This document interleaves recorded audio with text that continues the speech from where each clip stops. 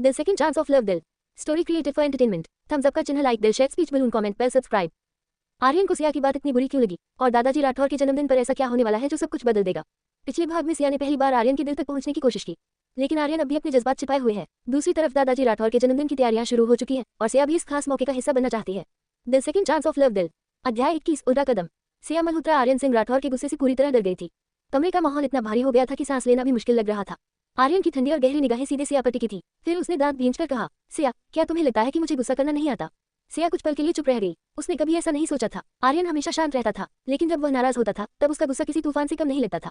सिया ने गहरी सांस ली और हिम्मत जुटाकर उसकी तरफ देखा। क्या आप मुझे पूरी जिंदगी इस सुनहरे पिंजरे में बंद रखना चाहते हैं? कमरे में अचानक सन्नाटा छा गया। बाहर खड़ा करण भी ये सुनकर चौंक गया। उसे समझ नहीं आ रहा था कि दोनों के बीच आखिर चल क्या रहा है, लेकिन आर्यन ने उसे साफ आदेश दिया था कि वह दूर ही रहे, इसलिए वह कुछ नहीं कर सकता था। सिया का दिल तेजी से धड़क रहा था। उसे खुद भी डर लग रहा था कि उसने ये सवाल क्यों पूछ लिया। कुछ देर तक आर्यन उसे देखता रहा। उसकी आंखों में ठंडक थी, लेकिन साथ ही कोई अनकहा दर्द भी छिपा था। अचानक वह अपनी कुर्सी से उठा। सिया की सांस अटक गई। उसे लगा कि शायद आर्यन अब उस पर गुस्सा निकालने वाला है, लेकिन ऐसा कुछ नहीं हुआ। आर्यन बिना कुछ कहे कमरे से बाहर निकल गया। सिया हैरान रह गई। कुछ सेकंड बाद उसने राहत की सांस ली। वह कुर्सी पर बैठ गई और अपना सिर पकड़ लिया। मैं भी ना, उसने धीरे से खुद से कहा। अगर कोई दूसरा आदमी होता तो शायद कब का उसे घर से निकाल चुका होता, लेकिन आर्यन हमेशा उसकी हर गलती सह लेता था। यही बात उसे सबसे ज्यादा परेशान कर रही थी। पिछले जन्म में उसने आर्यन को सिर्फ दर्द दिया था, लेकिन इस बार वह सब कुछ बदलना चाहती थी। उसी समय उसके मन में एक नया विचार आया। अगर वह सीधा जाकर आर्यन से दादाजी राठौर के जन्मदिन में जाने की बात करेगी तो वह जरूर मना कर देगा, लेकिन अगर वह उल्टा व्यवहार करे, अगर वह उसे ये दिखाए कि उसका कोई गलत इरादा नहीं है, तो शायद आर्यन उस पर भरोसा करने लगे। सिया ने सिर उठाकर ऊपर स्टडी रूम की तरफ देखा। वह जानती थी कि आर्यन अभी भी वहीं होगा, लेकिन फिलहाल उसके पास सिर्फ इंतजार करने के अलावा कोई रास्ता नहीं था।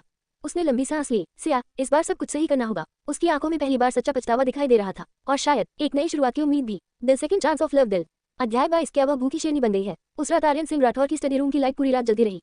सिया मल्होत्रा जानती थी कि जब भी आर्यन बहुत ज्यादा नाराज होता है वह खुद को काम में डुबो देता है, और इस बार भी कुछ ऐसा ही हुआ था। सिया को एहसास था कि उसने आर्यन को बहुत दुख पहुंचाया है, इसीलिए वह रात देर तक हॉल के सोफे पर बैठी रही। उसकी नजर बार बार दूसरी मंजिल पर बनी स्टडी रूम की खिड़की पर जा रही थी।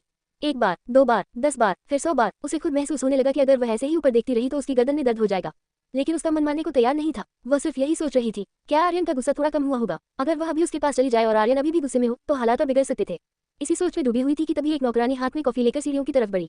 सिया की आंखें चमक उठी। उसे अचानक एक बहाना मिल गया। रुको। नौकरानी तुरंत रुक गई। वह डरते हुए सिया की तरफ देखने लगी। सिया ने मुस्कुराने की कोशिश की। क्या ये कॉफी छोटे मालिक के लिए है? नौकरानी ने धीरे से सिर हिला दिया, लेकिन उसकी हालत देखकर ऐसा लग रहा था जैसे वह किसी डरावने इंसान के सामने खड़ी हो।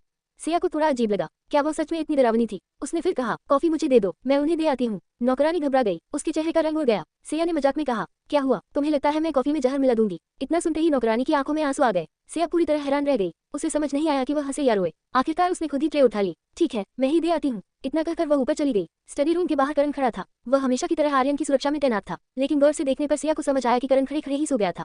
सिया के चेहरे पर हल्की मुस्कान आ गई। लगता है भगवान भी आज मेरी मदद करना चाहते हैं। वह धीरे धीरे उसके पास से निकली और बिना आवाज किए स्टडी रूम का दरवाजा खोल दिया।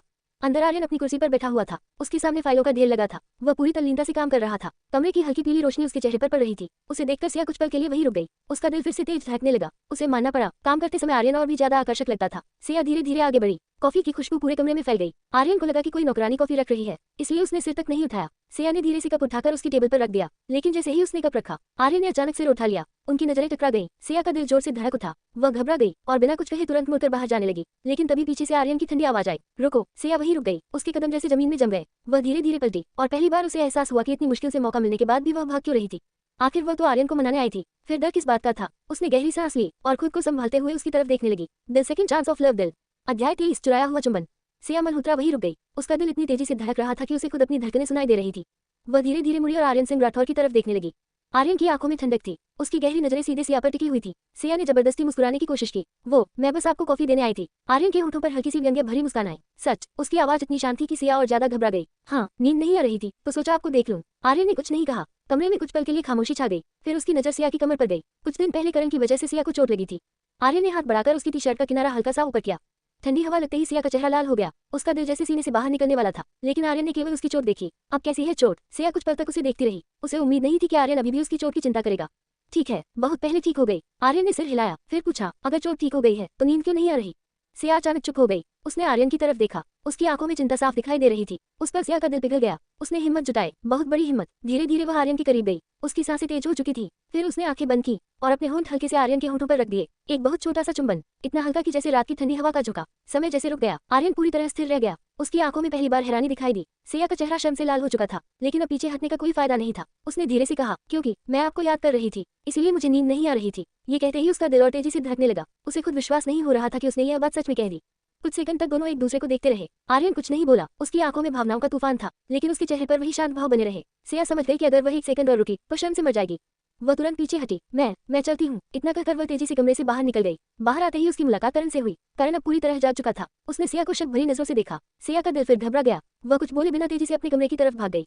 करण हैरानी से उसे जाता हुआ देखता रहा। फिर उसने स्टडी रूम के बंद दरवाजे की तरफ देखा। उसके मन में केवल एक सवाल था, आखिर मैडम सिया ने छोटे मालिक के साथ अंदर क्या किया है। और दूसरी तरफ स्टडी रूम में बैठे आर्यन सिंह राठौर अभी भी उसी जगह शांत बैठे थे, लेकिन उनके दिल में पहली बार हलचल शुरू हो चुकी थी। The second chance of love दिल। अध्याय 24 खास ट्रेस। उस रात सिया मल्होत्रा ठीक से सो नहीं पाए। बार बार उसे वही पल याद आ रहा था। उसने आर्यन सिंह राठौर को किस कर लिया था, और उससे भी बड़ी बात, उसने अपने दिल की बात कह दी थी। जब भी वो उस पल को याद करती, उसका चेहरा शर्म से लाल हो जाता। सुबह काफी देर से उसकी आंख खुली। गर्मियों की चमकदार धूप पूरे राठौर मेंशन में फैल चुकी थी। जब सिया नीचे आए तब तक आर्यन ऑफिस जा चुका था। सब कुछ इतना सामान्य लग रहा था कि उसे खुद शक होने लगा कि रात की घटना सच थी या सिर्फ एक सपना।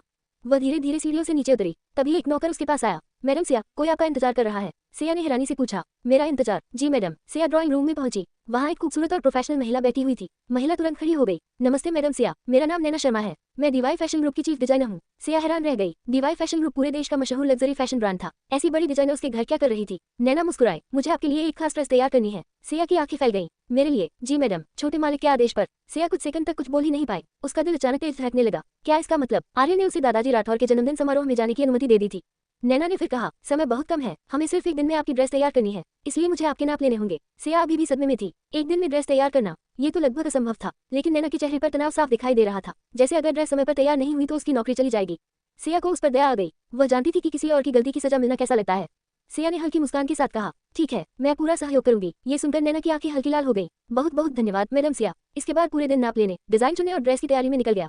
शाम तक सारा काम पूरा हो गया। नैना आखिरकार राहत की सांस लेकर वापस चली गई। अब सिया अकेली थी। वह बगीचे में बने कमल तालाब के पास जाकर बैठ गई। हल्की हवा चल रही थी। पानी में खिले कमल के फूल सूरज की रोशनी में चमक रहे थे। सिया चुपचाप पानी को देखती रही। उसके मन में कई सवाल चल रहे थे। क्या आर्यन सच में बदल रहा था, या फिर वह हमेशा से ऐसा था और उसने ही कभी उसे समझने की कोशिश नहीं की? जितना वो सोचती उतना ही उसका दिल भारी हो जाता, क्योंकि अब उसे समझ आने लगा था कि उसने पिछले जीवन में कितना कुछ खो दिया था, और शायद इस बार किस्मत उसे सब कुछ ठीक करने का एक और मौका दे रही थी। The second chance of love दिल।